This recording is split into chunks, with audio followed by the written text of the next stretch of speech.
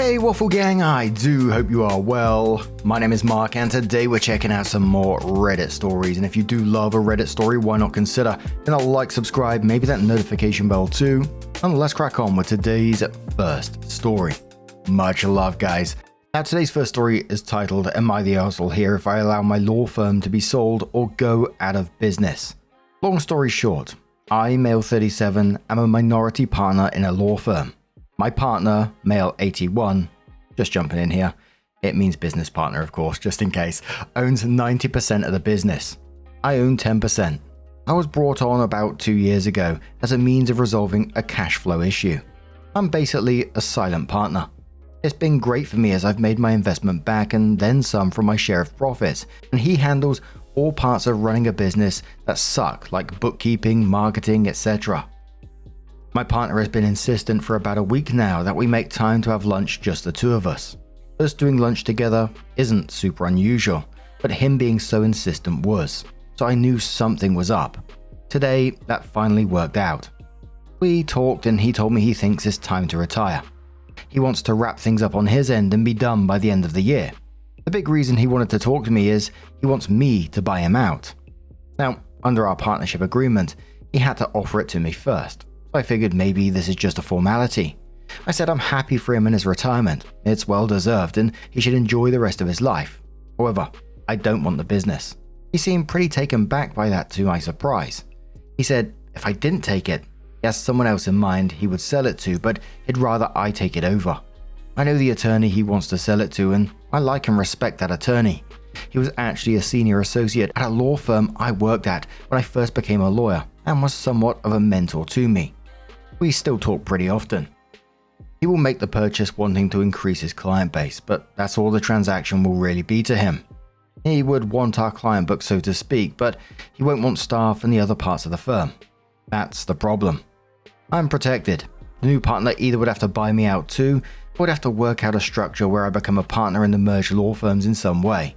Perhaps I'm no longer a partner, but I can give up my shares in return for a job or a buyout. I'm going to make money off this or have a job. It's really not a big deal to me, especially since the other attorney and I have a good relationship. I'm confident him and I would work something out.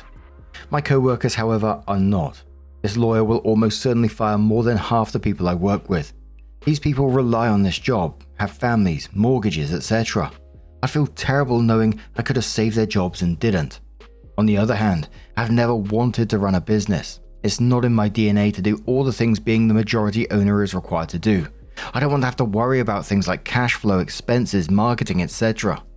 Our conversation ended with my partner saying, why don't I take the weekend and truly think about if I want this and we can talk Monday. I said that's unlikely to change things, but sure. I'm not changing my mind. It's just not what I want to do, and it doesn't line up with my goals at this time. I know this means my co-workers will probably lose their jobs. Am I the arsehole for allowing that to happen? And look, I get it, it's really sad that people's jobs are on the line and that's really worrying, but I don't think OP should be feeling guilty for not buying a business that he never wanted. You know, I think owning 10% as mostly a silent partner is completely different than to suddenly becoming, responsible for payroll, marketing, bookkeeping, and everyone else's livelihoods, right? And I mean, even if you was to buy it out of guilt, I think there's a good chance that you end up completely miserable. Sure, it might go the other way, but there's a good chance that you'll end up miserable and might even run it into the ground anyway. And again, I think it's really sad for the employees, but I think ultimately that's a consequence of the owner retiring. And I'm not saying he shouldn't retire, but it's not on OP for declining the opportunity because he's not choosing to fire anyone. He's choosing not to take on a business and a lifestyle he doesn't want. Because I don't think taking this on out of guilt would be a good idea at all.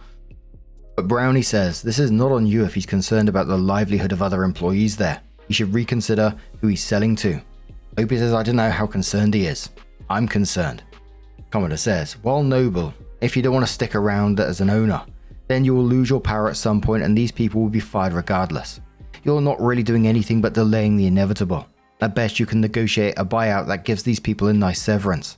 I'm not sure what you're really going to accomplish, but not the arsehole. A Commodore says, there is a saying, do not light yourself on fire to keep someone else warm. It is difficult to contemplate people being let go. Has your partner asked you, spend this time to do the attorney thing, Pros and cons. Make sure you know the answer to every question you can think of. How much institutional knowledge does the partner have? What would X or Y or Z look like, etc.? Then do what makes the most sense to you. If you really think you can make it go with additional staff for operations and it would not drag you down, then do that. If you really cannot see yourself in a major role, then you need to let it go. Cute says, how in this are you the arsehole? You're an investor, and if that narrative is to be believed, not a predatory one, you are a 10% minority owner who apparently does nothing but collect checks at this point. I don't think any reasonable person would expect you to suddenly become boss of the business. Cash out. Most of us don't get to. Opie replied saying, I don't just collect paychecks. I am also an attorney and do typical attorney work for the firm. Cute replies saying, are you invested in the day-to-day operations as an attorney? You made it sound like you're a silent partner in the wings, that the day-to-day employees see you as someone who would take the reins.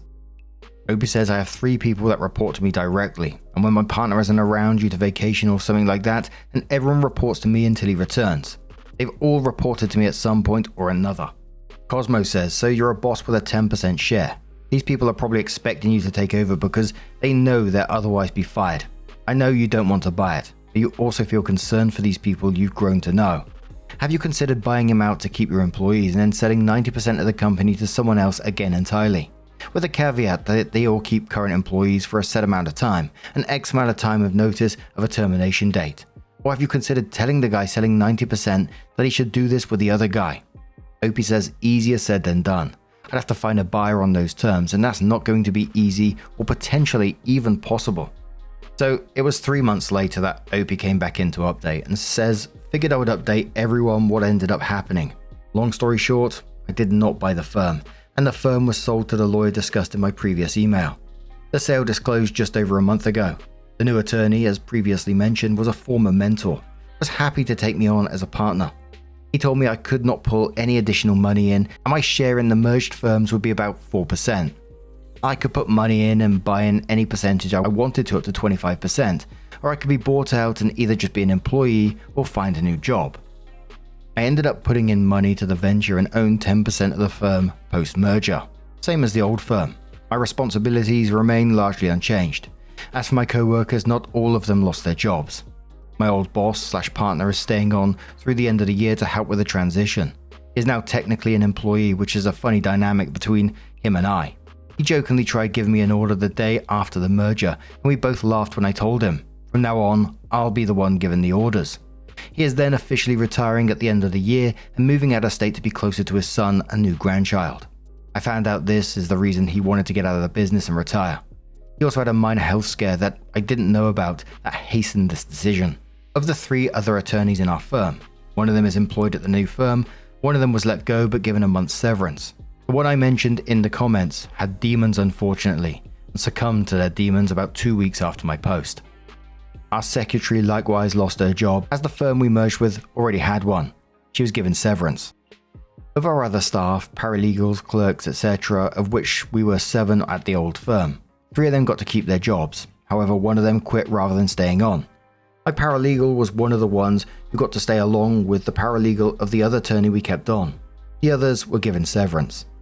All employees who lost their jobs were given letters of recommendation from both my former boss/partner and I.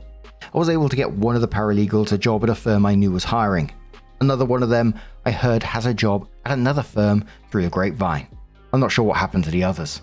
The last month has been different, but overall I think everyone still here is happy. My new boss and partner and I get along well so far. Old Ninja says to OP, not the arsehole, nice. You guys seem to look after those that got let go. Seems like it worked out. OP says we definitely tried to help where we could. Thank you. Commoner says, I'm a little surprised that your valuation in the merged firm was less than half given that the old firm was much larger than the one doing the buying. OP responds saying larger by employees and caseload, yes, but the other firm had higher value cases and clients. We're also in a space that's rent is pretty pricey, where they're in a space that the firm owns the building. We occupy 2 suites in our building and now we're just going to occupy 1, which will shrink costs. After seeing the books, the other firm had a higher profit margin, and owning the building also boosts that business value. Someone also said on the back of this, dang, this led to someone taking their life. Opie says no. Sorry if I gave that impression. He had issues with addiction, and unfortunately those issues claimed his life. It was not believed to be suicide. Edit. It also happened before anyone at the firm besides my old boss and I knew about the potential merger, or my boss looking to sell the company.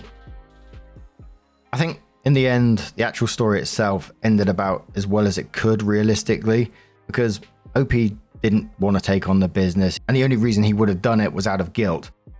But he still helped where he could by staying with a merged firm, securing people's severance, writing recommendations, and even finding one employee a new job.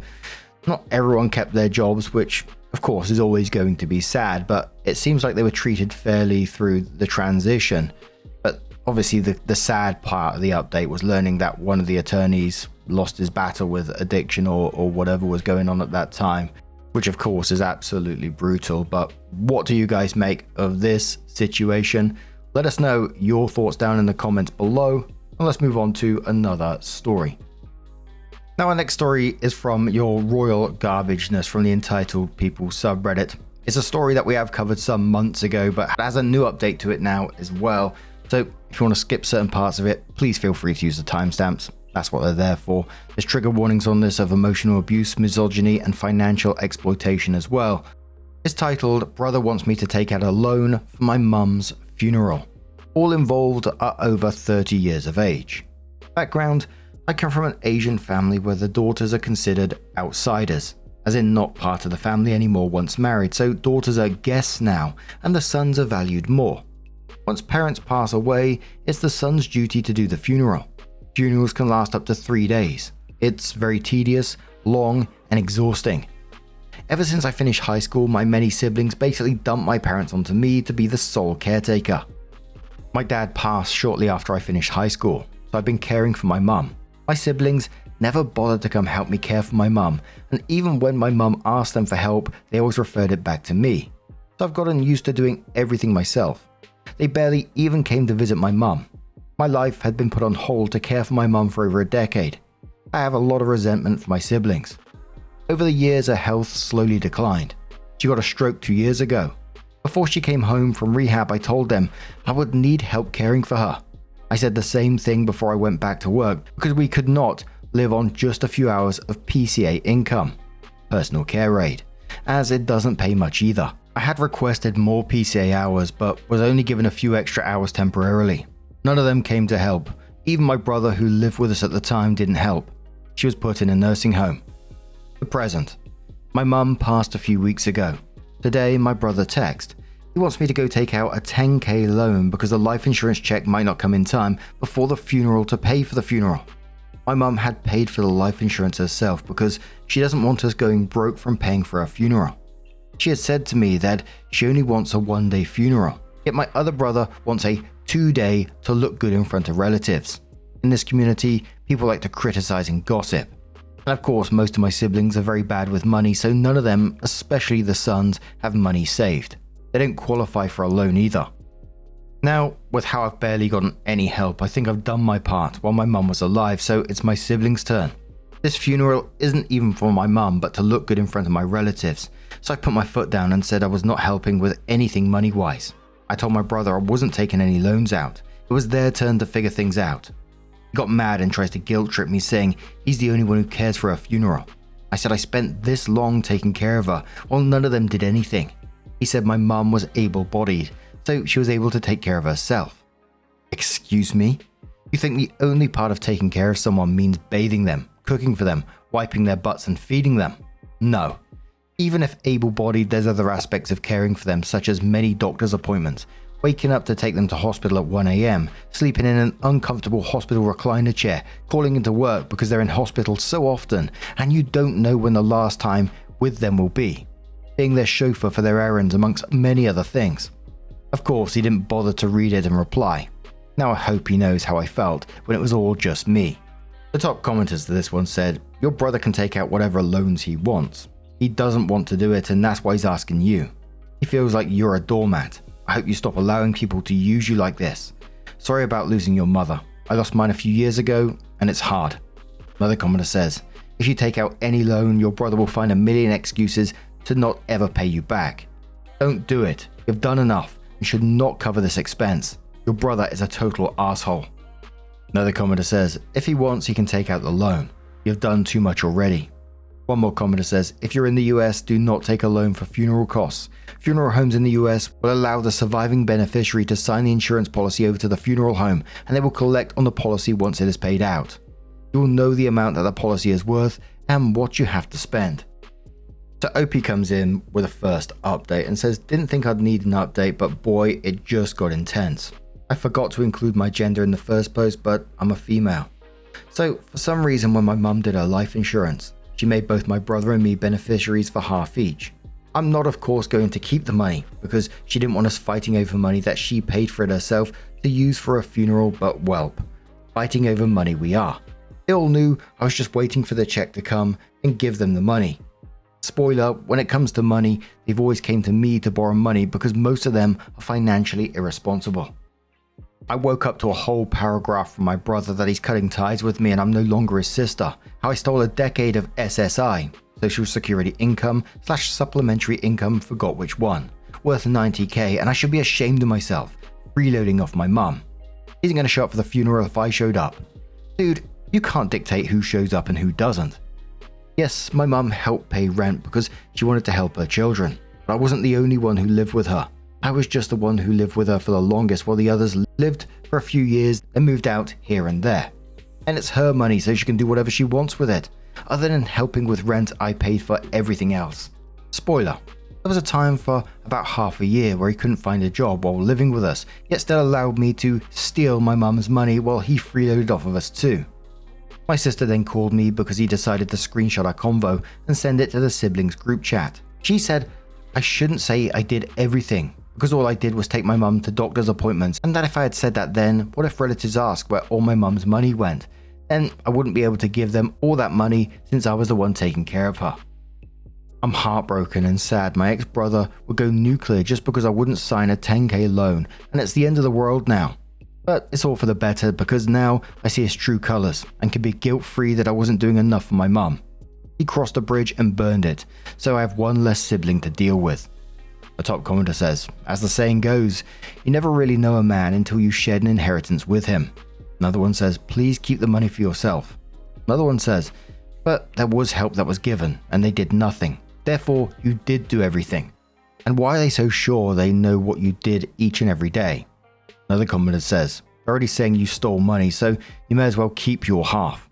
Ugh, the way that they minimized OP's contributions is just absolutely awful. Caregiving is difficult enough, and to have it minimized by your own family, it must be awful. Accused her of stealing money, demanding that she's taken out a 10 grand loan that, he couldn't even qualify for himself, and then disowned her when she refused. We're not talking about grief or anything here. That's someone who expected OP to continue being the whole family's financial safety net, and the sister wasn't much better either, dismissing OP's sacrifices while worrying more about what relatives might think. And I know there's a whole cultural thing behind this as well, but to treat your own family that way, I just don't get it. But I think stepping away from this family is of course the right thing to do. I think OP's life would be much easier without it, right? Because it just feels like these people only value OP, and it sounds horrible to say, but they only value OP for what OP can do for them. And I think OP's life would just be so much freer without them. I know it'd be difficult at first, whatever, but I just feel that way. So it was nearly a month after that update that OP came in with what was titled as their final update. It says, I wanted to wait until the funeral was over for a final update. Addressing a few comments I've seen. Inheritance and funerals not costing more than a couple of thousand. The life insurance money was not an inheritance, and my mum made it clear it was to go towards funeral expenses because our funerals last for a couple of days, so it costs thousands and thousands, including drinks, meals, and snacks for those days for guests. It was my older bro who had to handle funeral expenses, so at least it wasn't going to ex-bro. So, unfortunately, there was no storming out of my ex-bro because I showed up. We avoided each other. On the burial day, he actually spoke to me because he had misheard that my other bro borrowed money from me, which he didn't, as I said no, because he already owed me thousands, so a history of not paying money back. And I was so shocked that I just automatically replied. My older sister tried gaslighting and guilting me. My other sisters helped pay for decorations of the funeral home, and I opted not to help. I wasn't going to pay a cent in helping any of them. My sister said that it wasn't to make themselves look good. It was my mum that said she wanted her funeral to be extravagant, so she could see in the afterlife and be happy that we made her funeral look good, and I'll feel guilty if I didn't chip in. Later it popped into my head that I should have said, so why didn't anyone do anything then, so she can actually see here and be happy while she was alive? Now that she's dead, you guys decided to finally do something for her so you can put it on your dime and not feel guilty yourselves that you barely lifted a hand while she was still living. Anticlimactic, but I'm just glad it's over, so I can put this behind me and go live my life. On a much happier note, I don't think I mentioned it, but I started living my life not too long after my mum was put in a nursing home. Moved in with my now fiance of 4 years and been living life since then. My mum passed about 1.5 months after I gave birth, so I think she was just holding on to meet my baby before she left. She got to meet and hold my baby a few times. My fiance and I are having a destination wedding next year on our 5th anniversary.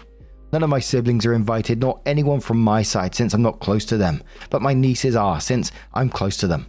I'm so excited. It was my fiance that was my rock throughout all of this, being there through everything, including helping me with my mum after she came home from rehab after a stroke. I have no words for how grateful I am to have him. Lisa knows best, says to the OP. Your siblings are just lashing out because they're all embarrassed and ashamed for having done nothing to help your mother while she was alive. You know, and they all know what you did, and they have to live with what they didn't do. Sorry for the loss of your mother. Not sorry you don't have to deal with your siblings anymore. Congratulations on baby and your upcoming wedding. Enjoy your life now. You did everything right. Another one says, I feel that your ex-brother is lashing out at you because maybe he feels guilty about the amount of time he spent with mum before she passed. I could be wrong, however, and he is just an entitled arsehole. Whatever the case, you more than did your duty. It's obvious that you love your mum and you should feel good about that. Move on with your life and enjoy your wonderful life with your sweet baby and soon-to-be husband. Look forward, not to the past, and enjoy the life you now have that you so deserve. You're a wonderful person and will have an equally wonderful life. I wish you nothing but the best. And absolutely, I really do hope that OP goes on to live the best life for their kid, getting married, all that sort of stuff. It sounds like they're putting like all the negative side of their life behind them now, and you know, maybe the brother does feel guilty that he wasn't involved, but that's on him to deal with now because they treated OP poorly all the way through this. So I don't blame OP for stepping back at all. But what do you guys make of this situation? Let us know your thoughts down in the comments below. Let's move on to another story. Now, our next story doesn't have an update as yet, but it was suggested on our very own subreddit r/Mark Narrations. It originally came from the Am I the Arsehole subreddit from BowlerLeast3021, and it asks, am I the arsehole for refusing to pay my house sitter? A few weeks ago, I, 30 female, caught up with a good friend of mine, Jen, 30 female. She was telling me about how much of a nightmare her new landlady was. She would enter Jen's room without knocking. She timed her showers and tried to charge her extra for showers over 5 minutes. Most recently, she installed cameras in the kitchen and living areas and uses them to watch and eavesdrop on the housemates while she's away. Jen said that she had a new place lined up, but had to wait because the room wasn't available for another month. My husband and I just happened to have an upcoming week-long trip planned. I told Jen that if she wanted a break from the nightmare situation, she was welcome to stay at our place while we were away for the week. She gladly accepted. So she arrives on the day we leave. I give her a key, tell her the fridge is full of wine and to help herself to anything in the kitchen. I showed her how to get onto all our streaming services and said if she wanted to have a friend over, she was welcome to. I trusted her judgment. I told her to have a good time, and we left. We just got back yesterday. A few bottles of wine had been opened and finished as expected. The kitchen and floor was a bit of a mess, but overall, everything was fine. I later got a call from Jen asking when I would be transferring her the money for the house sitting. I kind of didn't know what to say and paused awkwardly. I said that I thought we were doing her a favor by getting her time away from her house. She told me that her time wasn't free and I'd expected I'd be paying her something like $500 for the week. I ended the call saying that I'd think about the amount we'd pay her. I'm not sure, but this seems a bit of a crazy request. I have no pets to feed, no plants to water, and she didn't need to do any housework. I even live like 30 minutes closer to her work, so it even saved her an hour of day in travel. And she wasn't stuck in the house. She was free to come and go as she wanted. Had I not known about her issue with the landlady, I would have just left the house vacant for the week. I texted her this morning mentioning the points above, and didn't think it was reasonable that I pay her for what was essentially a break for her. She's furious now, saying that she was depending on having that money. So, I'm after your guys' perspective. Am I the arsehole here for refusing to pay for her for staying at my house? The absolute bloody cheeky so-and-so. OP didn't hire a house sitter. There was no agreement to begin with. OP offered a friend an escape from a shitty living situation. So Jen got this house, free food, free wine, free streaming services, a shorter commute and all this kind of stuff. Had permission to bring her friends over. Sounded like a good time to me. And another part that rubbed me the wrong way, it wasn't even a considerate guest. OP came home to empty wine bottles, a messy kitchen and dirty floors. Nothing major, but if someone lets you stay in their home for free as a favor, the least you can do is leave it as clean as you found it, right? Instead, she had the nerve to ask for $500 afterwards.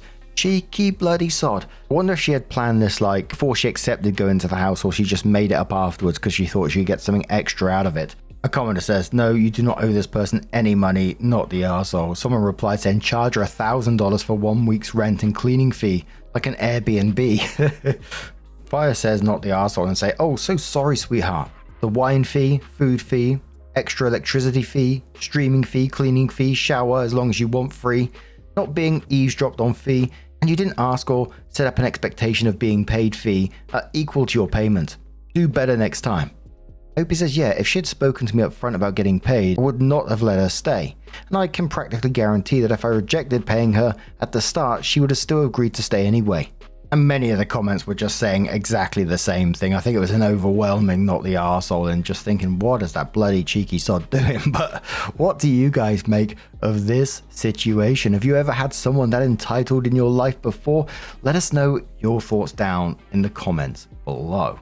And just a huge thank you for being here today, getting involved in the stories, your love, your support, your time. It always means the absolute world to me. So thank you so much for being here. Truly, it's absolutely amazing. And I will see you in the next one. Take care and much love.